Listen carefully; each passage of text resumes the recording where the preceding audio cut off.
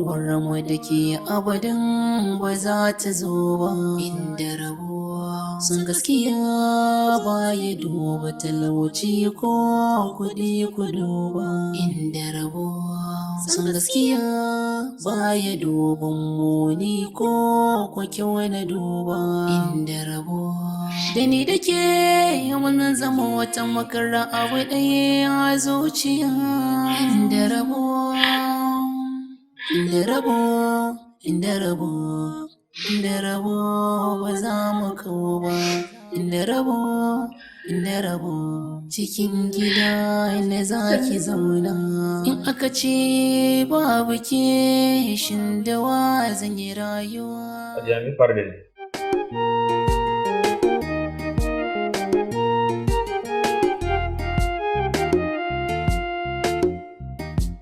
Ba komai Marwan, kawai baka da lafiya ne.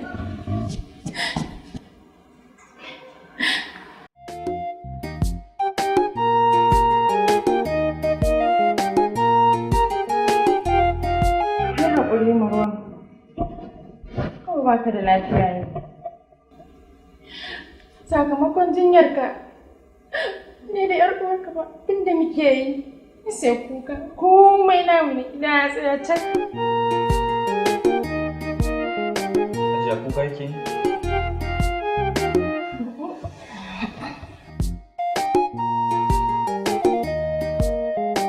Gashi nan ina ganin hawa idan ki. Ba kuka nake ba. An yi rayuwar ne haka. Kifin ma na samu. Kawai ina addu'a ne. Allah Ubangiji ba ka lafiya.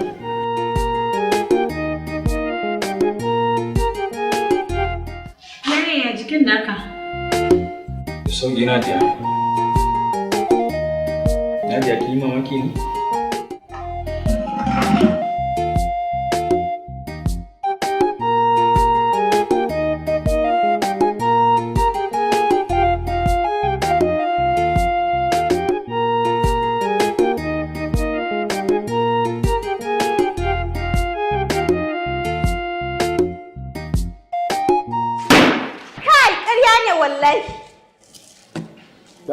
Sun gaskiya ba ya duba talauci ko kuɗi ku duba. Inda rabuwa sun gaskiya ba ya duba muni ko kyau na duba. Inda rabuwa. Wai me yasa ku maza ba ku da tausayi ne? Ina son Dr. Habis, kowa ma ya sani. Menene laifina don cancanci wulaƙanci daga gare shi? Da zan same shi, tabbas da na kalli kaina a matsayin wadda ta fi kowa sa'a a rayuwa. Haba na sai ba, ki ce ma kishi ne ke damun kishin ma ki rasa da wacce za ki yi sai da talakawa. Wallahi na ba za ka gane ba ne. Koyar Dr. Habis ne yake bara soyayya a wajen wata 'yar talakawa wanda karanta bai kai tsaye ko ba. Wallahi kin ban kunya kuma kin ban mamaki. Faɗa min da me tafi ki. Ba zan so kaina ba. Kuma ba zan yi ƙarya ba, don ta fi ni komai. Kyakkyawa ce ajin farko a yanzu haka, tun kafin ta kai ga girmanta. Tabbas na tsorata sosai da naga abin hari na a komarta. Ina wayewar ki take? Ina jiji da kai idan na kuna da kan asibiti. Kun kware sosai gurin wulaƙanci, amma muku da kwarewa gurin sa ci zuciyar ƙarami. Nazif, tsoro nake ji kan na rasa shi. Sai ba, yanzu ni ba zan ce komai ba, amma zan je in ganta. Wani Allah ma na gano abin da kike nufi, sai na sa abin da zan yi. Ina zuwa.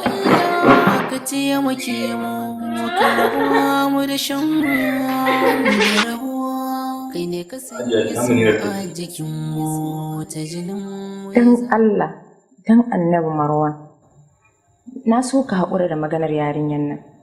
Saboda tun a baya iyayenta ba son ka suke yi ba. Don haka ka haƙura da maganarta, ka ji da lafiyarka. Hajiya ba zan iya rayuwa in ba Munirat ba.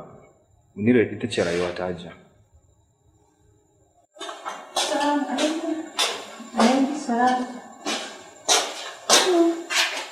Hajiya wannan wa irin masifa ne haka?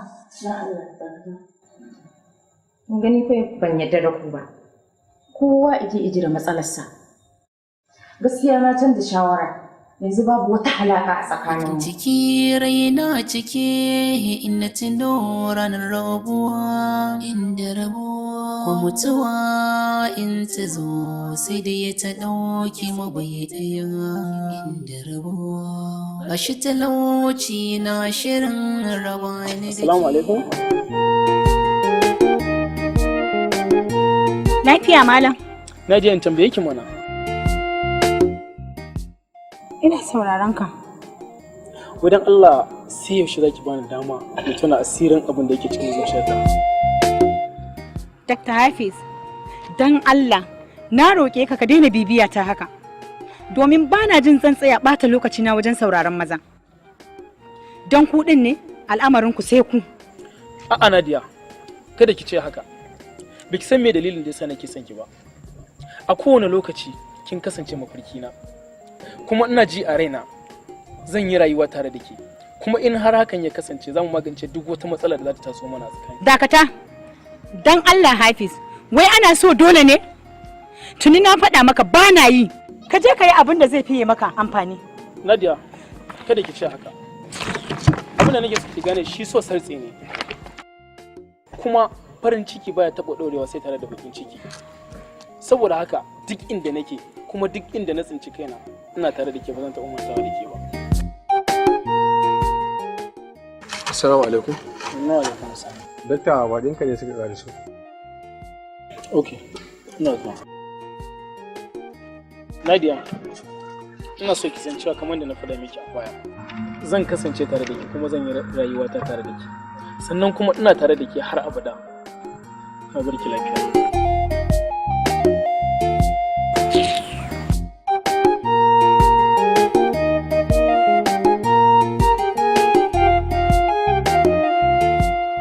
Ina wuni? Lafiya kalau. Ya aiki? Lafiya kalau. Wata magana ce ta kawo mu. Ina jin ki. Magana ne akan Dr. Hafiz. Sam ya hana ni sukuni. Batu akan Dr. Hafiz ko? Magana ce mai tsawo kuma zai ɗauke mu tsawon lokaci kafin mu kammala. Sannan kuma Dr. Hafiz zai iya shiga ya tarar da mu. Ki bani lokaci, zan neme ki. Shikenan. Sai na ji daga gare ki.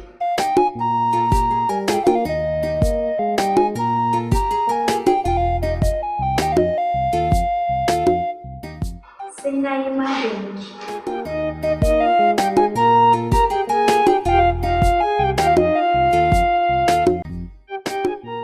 Kina dan hada da ta tunanin ne ko?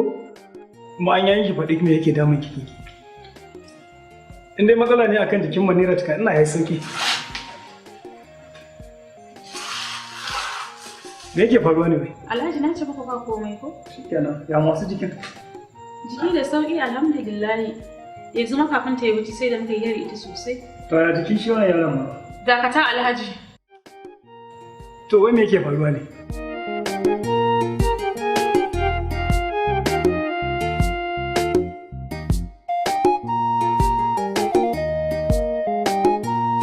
To wai me yake damun ki? Kin kike faɗi damuwar ki? To in dai akan jinyar Manirat ne ai naga kuma ta samu sauki ko? Alhaji ba maganan zurfin ciki bane. Al'amarin ne bana son tattauna shi a gaban Munirat saboda ya iya samun matsala. Alhaji yau da safe na da duba Marwan abinda Hajiya Rukayya ta mun ban ji dadin sa ba. Domin ta shaida mun cewa ta janye shawarar da muka yi. Kowa zai ci da matsalar sa kawai. A wannan ai Hajiya ba abin damuwa bane. Hajiya Rukayya tana da gaskiya. Haba Alhaji, me kake nufi da wannan kace ba matsala bace? Kin ga babu wanda ya damu da damuwarsu. Ko mu da muka je wajen su mun je ne dan damuwar yarmu ba wai dan damuwarsu. Tabbas Hajiya Rukayya tana cikin tashin hankali da damuwa domin yanayinsa ya nuna haka.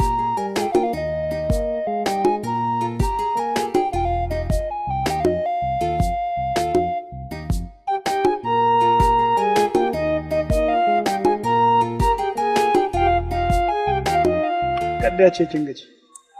Sosai ma Alhaji wallahi wannan tafiyan yana tana mun shekaru 25 ne suka wuce. Yan mata kenan sai kika tuna mun. lokacin da nake neman soyayyarki kin wahalar da ni sosai Maryam. Ni ko a lokacin iya buri na shine ga na mallake ki. Alhaji yau kuma to na asiri. Ake kika kawo magana. To ni na shiru mu koma maganar mu ta baya. To shi kenan. Tabbas Hajiya Maryam, Hajiya Ruqayya suna cikin damuwa da tashin hankali saboda ba su da kowa. Ga ɗawainiyar asibiti, ga fama da abin da za a ci. Amma insha Allah daga wannan zan ɗauki ɗawainiyar su gaba ɗaya. Insha Allah. Alhamdulillah. Ba komai. Alhamdulillah. Ba komai. To na ga kaman kin gaji. Ki je ki zana ni na shiga mota zan koma. To Alhaji. Na gode. Na gode. Gashi talauci na shirin raba ni da ke a duniya.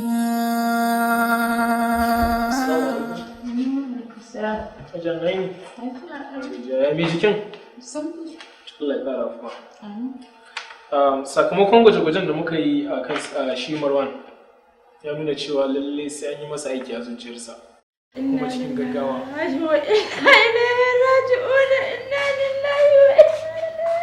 Umma, me yake faruwa?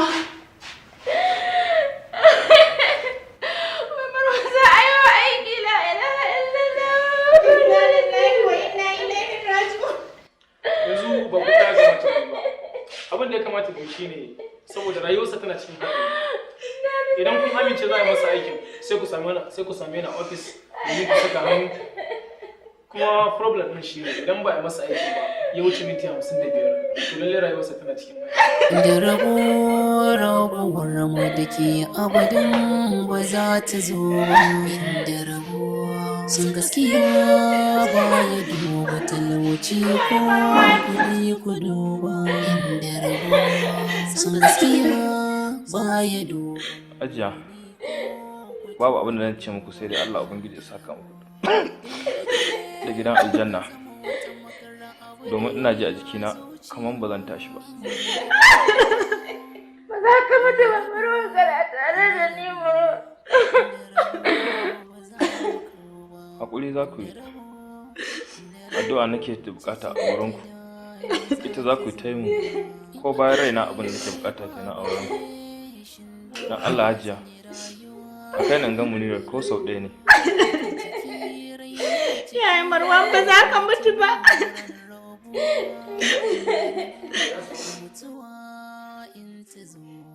Salamu alaikum. Hajiya ne jiki. Ga kwamnan da wata.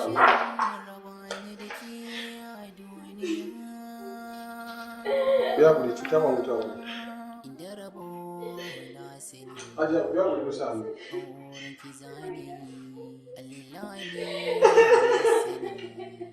Cuta ma mutuwa wani.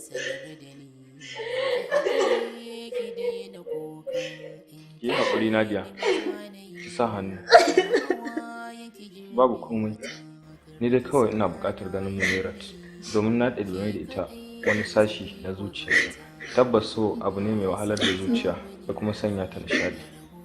Na so a ce ina da nisan kwana domin na kasance cikin bata kulawa domin gujewa faɗawa wahala irin ta so.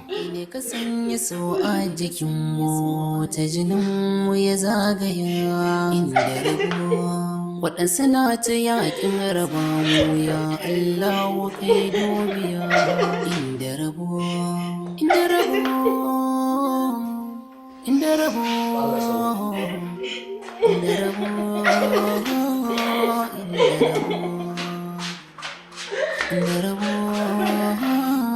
Inda rabuwa. Dr. Naifis, don Allah, ka yi ma yaya Marwan aiki tsakani da Allah. Don Allah.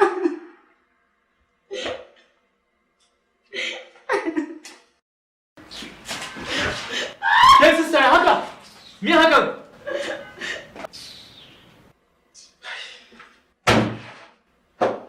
Kinga, kalla, ya haƙuri. Ki tashi, ki haƙuri.